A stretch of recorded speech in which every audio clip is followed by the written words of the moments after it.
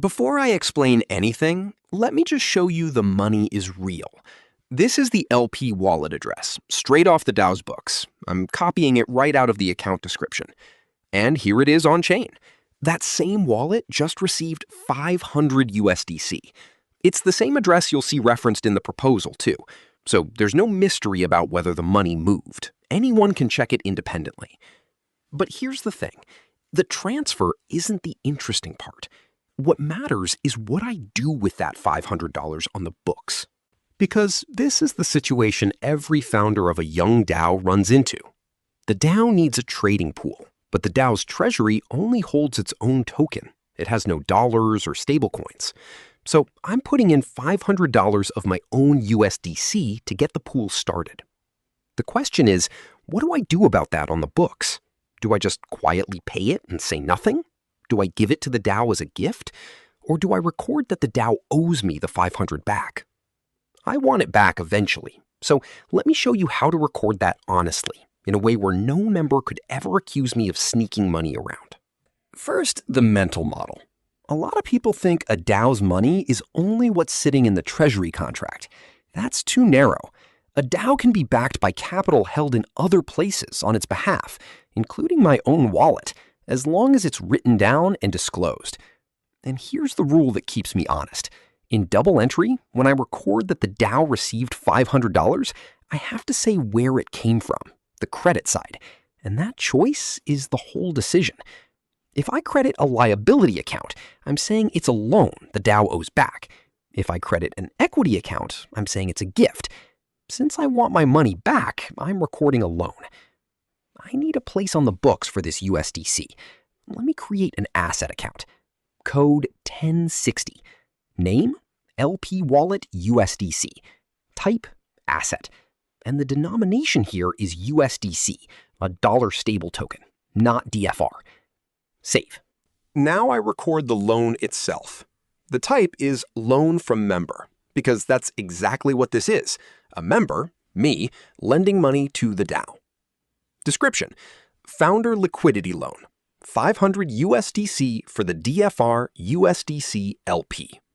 And in the notes, this is the important part. I disclose everything plainly. The LP wallet is held by me, the funds went in directly rather than through the treasury, they're there to seed launch liquidity, and this is repayable in USDC or DFR by a future vote, or I can forgive it. Now the double entry.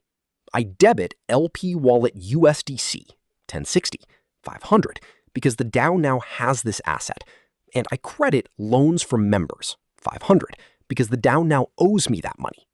Balanced. Save. And look at what the books say now.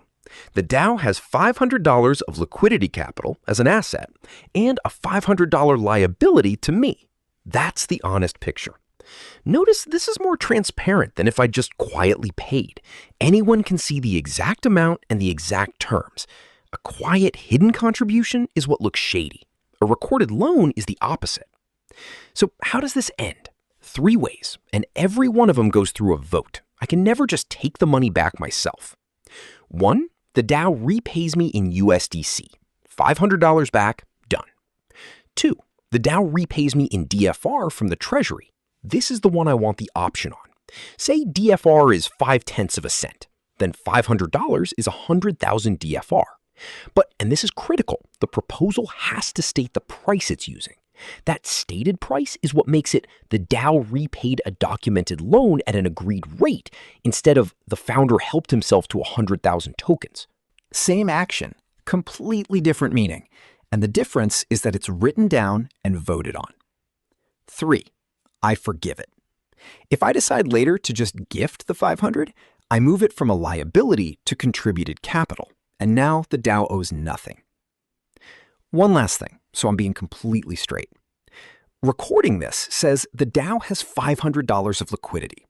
For that to be fully true, that liquidity needs to be something the community can actually point to. Right now, the LP wallet is mine, which is okay at launch with this disclosure, because at launch I'm the only voter acting for the DAO. But it becomes airtight when I hand the actual LP position, the NFT, over to the treasury. I cover that in the next walkthrough. Do those two together, and there's zero ambiguity between my money and the DAO's money. That's the whole point. I can help fund a young DAO without either losing money I only meant to lend or looking like I'm playing games with the treasury.